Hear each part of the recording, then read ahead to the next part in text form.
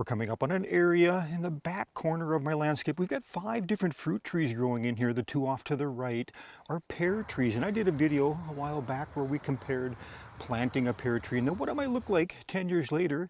But today's topic, we're going to focus in more on apple. It's about mid-October here now, so some of that drop that you see there, pretty normal for this time of the year.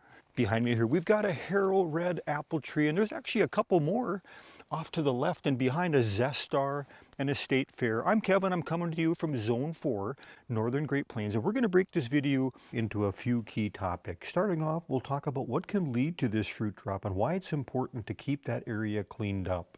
We'll also take a look at some of the most common insect problems that homeowners deal with in their backyard orchards. And then we'll discuss key questions and considerations to take into account if you're thinking about planting apple trees, such as how much space do you need and where do you do some research on varieties. Before we pick the remaining apples on the tree, we are going to get this all cleaned up because as we pick, some are going to fall and then we won't be able to separate them out as easily. The majority of apples that you see here have fallen recently since we're well into fall, they're ripening, and now we've just had several windy days. Many of these will be just fine for eating and storing for a couple months. But since many are also damaged and have started to rot, I'll pick through and separate out the good from the bad. This has been one of those seasons where I've had fruit dropping throughout the season, all the way back to spring.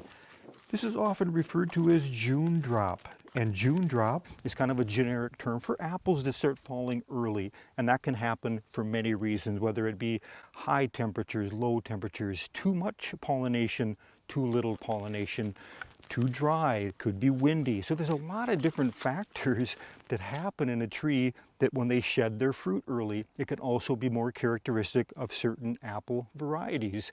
My opinion, what happened early in June, we had incredible pollination on this tree. And if you have that many apples forming, there's not enough room for the fruit to develop when you have that many close together. So the apple tree actually just kind of self-sheds. As that little fruit is growing, it'll push off some of those different smaller apples. So I accept it as a natural part of growing a fruit tree, but when it does happen, an important step is sanitation. It doesn't have to be every day, but I'd recommend picking up those apples at least once a week.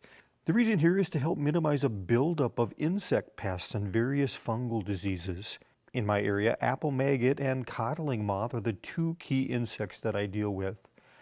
Looking at the symptoms here and judging by this larger entry point, the tunneling, and then that rot in the center that's been caused by the larva, this is most likely codling moth damage. Apple maggot can have similar symptoms, but usually includes more discoloration from the feeding throughout the inner apple flesh. Apples dropping later in the season may have these insects' larvae in them, the worm stage. And once that infected fruit hits the ground, eventually that larva will exit the fruit, burrow into the soil, and overwinter in a pupa stage, its dormant state. In the spring, that pupa will give way to the adult stage of the insect, a small fly or moth, and the life cycle and the subsequent damage starts again. Personally, I'm willing to tolerate some insect damage since I don't like spraying insecticides on my food crops. In the description below, I'll link to some really good information I found provided by the University of Minnesota. It discusses the life cycle, damage symptoms, and control options for both of these insects. Or if you prefer, you can also head over to gardenhike.com, my website, to access those links. Another reason to get the apples picked up, if you have deer in your area and you don't want the deer to come in the winter, this is one thing that they'll come after. Now that we're all cleaned up, it's time to get after picking the remaining apples on this tree. We've had a couple evenings where we got close to freezing, and that's okay, but in a few days we'll be in the mid-20s Fahrenheit, so it's time to get these picked and in the fridge. I just can't believe how long you can store fresh picked apples. I kid you not. This drawer was originally full, but we're closing in on almost 3 months now, and they're still really, not all that soft. They'll still be good for eating.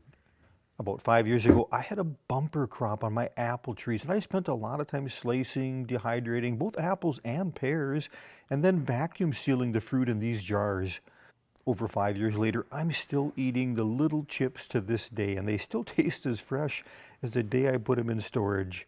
Definitely my favorite method of storing fruits like this long term. I'm not going to cover pruning in this video, but a question I often get is, do you have to do a lot of pruning on apples? The answer is no, you really don't, unless you're going to try to maximize the size of your fruit and you want to have specific branch angles that can really hold the heaviest of loads. Most people that I know plant their trees and let them develop naturally. So far, even after 13 years now, I've only been removing some of the crossing branches that could eventually become a problem, and then also the suckers that grow out each year from the rootstock. To avoid spreading fire blight, a bacterial disease on apples, it's always best to do your pruning in the dormant months. As these trees get bigger, I'll likely start removing some of the inner branches to thin my trees out. This will help increase airflow, decreasing the chance of fungal disease problems.